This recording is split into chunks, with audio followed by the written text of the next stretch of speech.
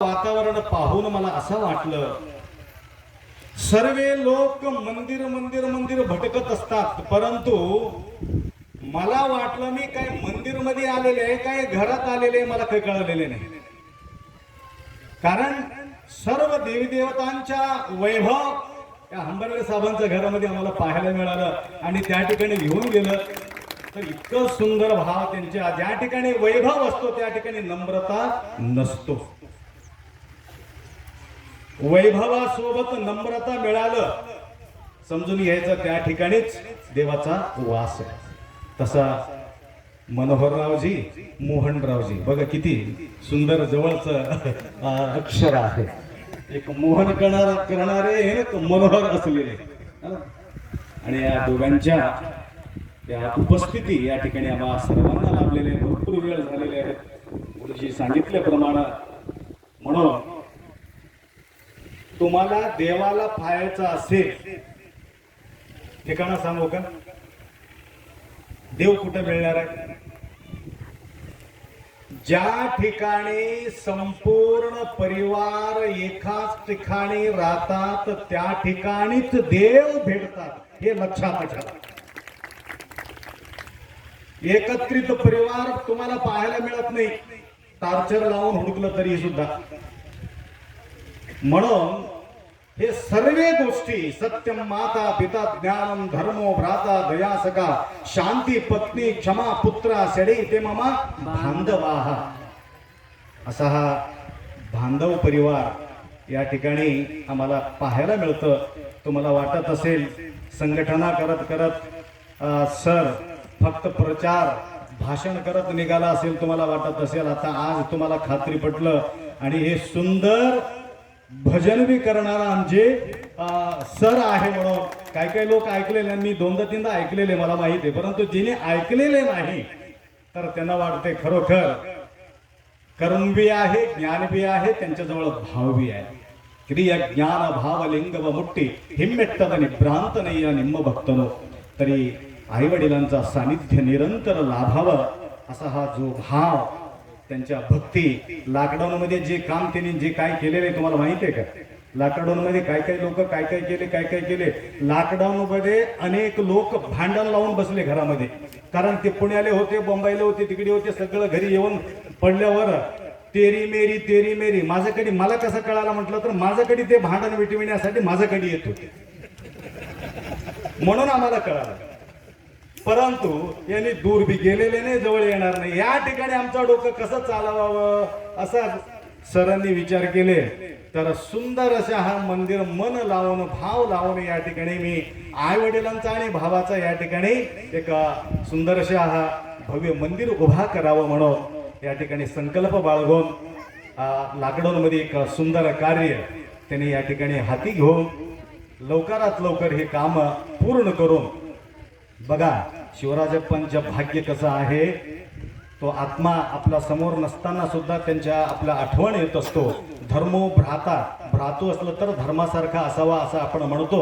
साक्षात त्यांच्या जीवनामध्ये त्यांनी मिळालेले होते. आम्ही पदयात्रेमध्ये जात असताना हे आपल्याला कळालं. असे सरांच्या शिवैक्य बातमी ऐकून आम्हाला ते मन्मथ स्वामीला जावावं काही इकडे यावं आम्हाला काही सुधारलेले नाही. शिवराजप्पाजवळ एवढा ताकद आहे, पदयात्राच यावर्षी त्यानं रद्द केली. आमच्या कार्यक्रमात तुम्हाला या ठिकाणी राहावंच लागते. बघा काय ताकद असत. माझा भाव होता त्यावेळेला, माझा संपूर्ण जीव या ठिकाणी होतो, परंतु माझा यात्रा मात्र तिकडे होतं. परंतु शिवराजप्पा यात्रा आम्ही यात्रा मन्मथ माऊलीचं केला असेल तर शिवाचा यात्रा त्यांनी कैलासाच्या यात्रा त्यावेळी त्या माध्यमातून त्यांनी केलेले आहे. भाग्यशाली तो आहे आणि त्यांच्या स्मरणाच्या निमित्ताने या ठिकाणी तुम्ही सर्व मंडळी या ठिकाणी जमा झालेले आहेत. गुरुजी रटकलकर गुरुजी जे आपण म्हणतो रटावून कीर्तन केले त्यांनी, आलं तर लक्षात रटकल गुरुजी. रटकल म्हटल्याबरोबर रेवणसिद्धेश्वराचा आठवण येते असते आम्हाला. रटकलमध्ये रेवणसिद्धेश्वर आहे, आपला जो मूल गुरु आहे. असा हा रेवणसिद्धेश्वर येऊन या उभा राहून या ठिकाणी कीर्तन करू लागले का असं आम्हाला हे भाव या ठिकाणी वाढलं. बऱ्याच दिवसापासून कीर्तन श्रवण करून करून करून आम्ही बसलेले होते, परंतु श्रवण करण्याचा संधी या ठिकाणी तुम्हा सर्वांना या ठिकाणी मिळालं.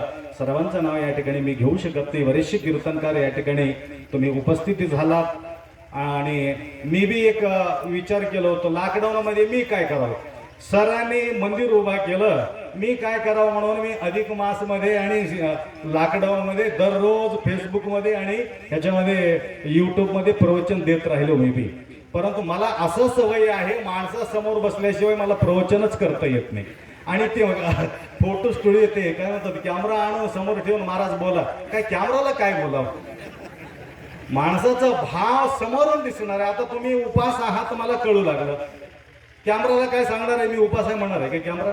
म्हणून वेळाचा भान आम्हाला या ठिकाणी, तुमचा भाव आम्हाला कळणार आहे.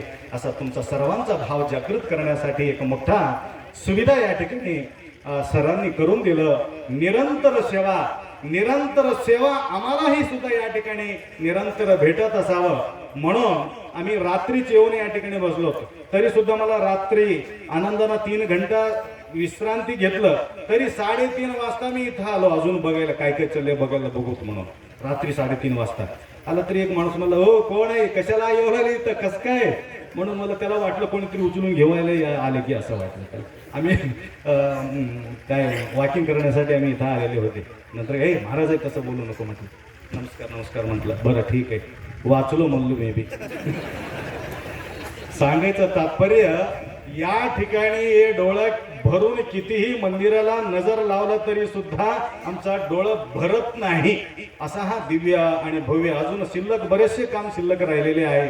आणि हे काम पूर्ण झाल्यानंतर पुढच्या वर्षीचा जो आपला कार्यक्रम आपण या ठिकाणी घेणार आहोत त्यावेळे अजून भव्य स्वरूपाने या ठिकाणी कार्यक्रम आपण पाहायला मिळणार आहे एवढा अपेक्षा व्यक्त करून सरांच्या परिवारामध्ये आलेल्या सर्व भक्तांच्या जीवनामध्ये सुख, शांती, समृद्धी, आयुष्य, आरोग्य, ऐश्वर्य, आनंद जे काही तुम्ही अपेक्षा करणार आहे शुद्ध अपेक्षा तुमच्या जीवनामध्ये लाभो एवढा अपेक्षा व्यक्त करून सर हंबर्डकर सर या ठिकाणी त्यांच्याबद्दल मला ओळख नव्हतं, कालच ओळख झाला, आजच त्यांच्या भेट झाली आणि असंच सेवा करण्याची शक्ती गुरुमाऊली त्यांनाही सुद्धा देत असावं एवढा अपेक्षा व्यक्त करून 4 शब्द या ठिकाणी विराम करू.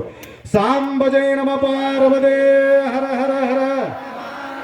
सगळ्यांनी साधा हर हर हर हर.